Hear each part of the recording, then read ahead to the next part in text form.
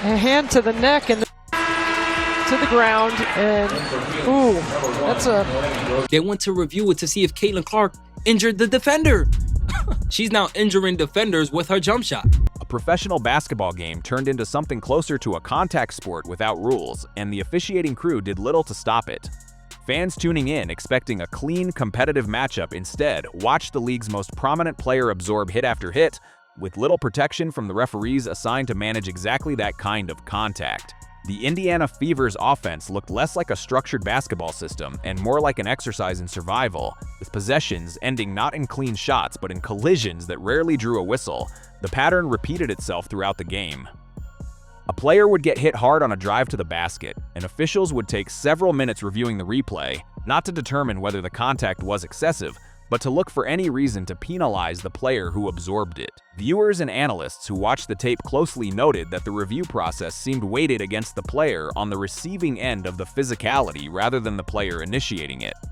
Whether or not that imbalance was intentional, the result on the floor was the same: a star player taking repeated physical punishment with inconsistent enforcement of the rules, meant to prevent exactly that outcome. This was not an isolated incident.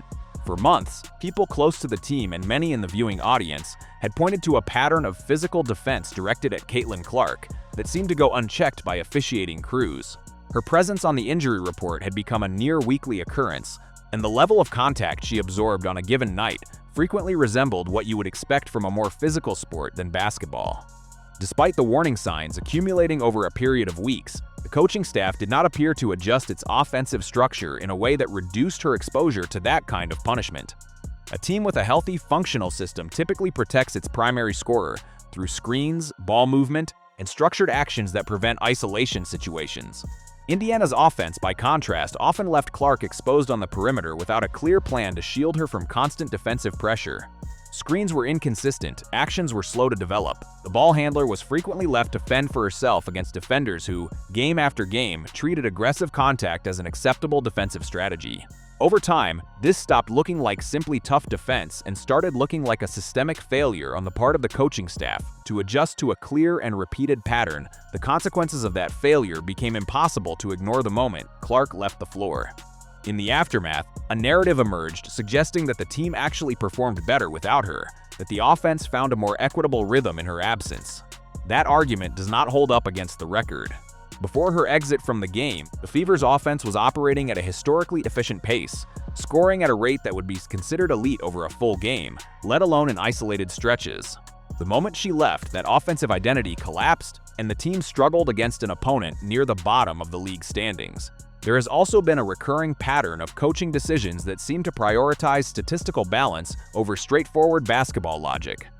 When a player is producing at an elite, efficient rate, sound basketball strategy calls for riding that production, particularly in high-leverage moments.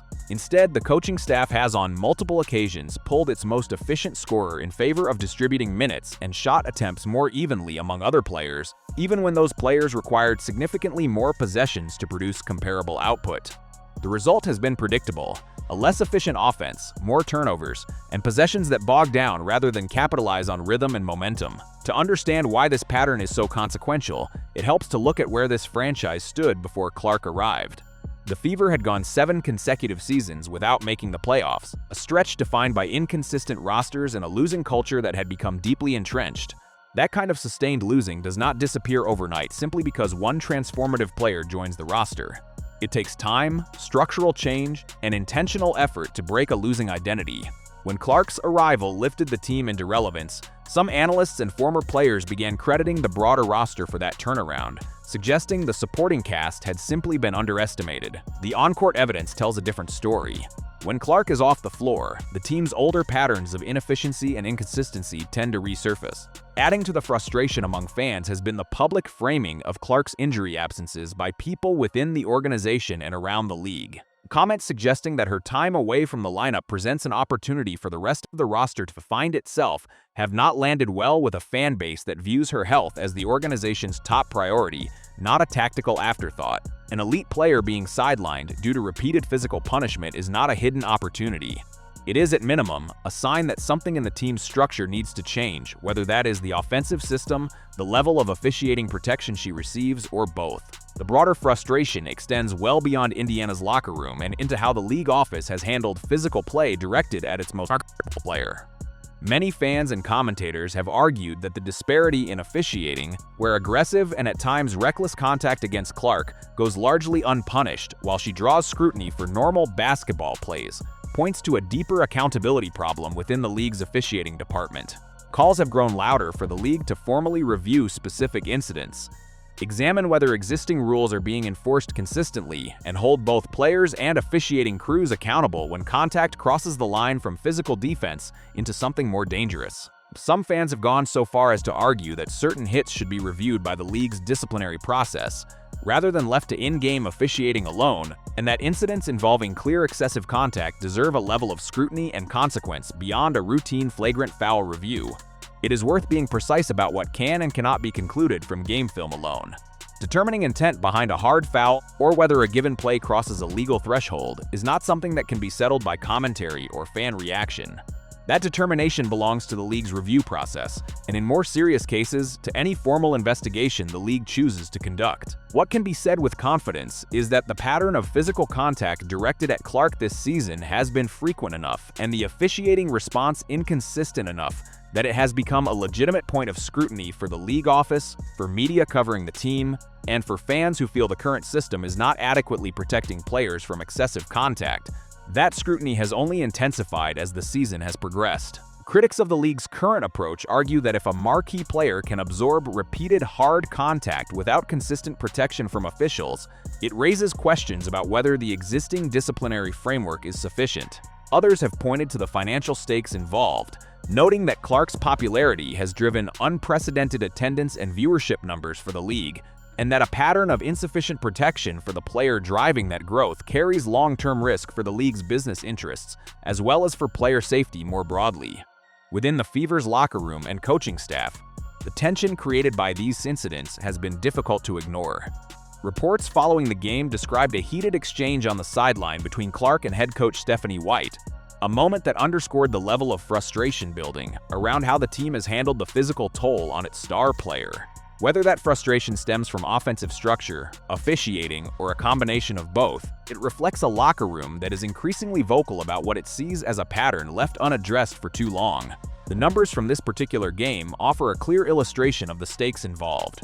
Before her early exit, Clark was producing at an elite, efficient level, carrying an offense that looked nothing like the team it became once she left the floor. That swing in production, from one of the most efficient stretches of basketball in recent memory to a stalled, inefficient offense against a struggling opponent, is not something that can be explained away by simple roster depth. It reflects how much of the team's offensive identity is built around a single player who currently is not being adequately protected, structurally or through officiating, from the physical toll that comes with that role. Looking ahead, the path forward for this franchise depends on whether the organization is willing to make structural changes, rather than rely on the hope that things sort themselves out. That means building an offensive system that actively protects its primary playmaker through screens, ball movement, and play design that reduces unnecessary exposure to repeated physical contact. It also means pushing, through whatever official channels exist within the league, for more consistent officiating standards that address dangerous or excessive contact in real time rather than relying on after-the-fact review processes that often fail to assign appropriate consequences. For a fan base that has watched this pattern play out repeatedly over the course of the season, patience is wearing thin. The argument that the team performs just as well without its star player has not held up under scrutiny, and the argument that her absences represent a hidden opportunity for the roster has been met with growing skepticism. What remains is a fairly direct set of questions facing both the Indiana Fever organization and the league office. Whether the current offensive system does enough to protect its most important player, whether officiating standards are being applied consistently when that player is on the floor, and whether the league's disciplinary process is taking complaints about dangerous contact seriously enough to produce real change. Until those questions are addressed in a substantive way, incidents like this one are likely to keep happening. The combination of inconsistent officiating, an offensive system that is not adapted to clear and repeated physical targeting, and a coaching philosophy that at times appears to deprioritize its most efficient scorer in favor of statistical balance has created a recurring cycle. Breaking that cycle will require accountability at multiple levels, from the coaching staff designing the offense, to the officials enforcing the rules in real time, to the league office responsible for ensuring those rules are applied consistently across every game. Fans, players, and analysts will be watching closely to see whether that accountability materializes, or whether this pattern continues into the rest of the season.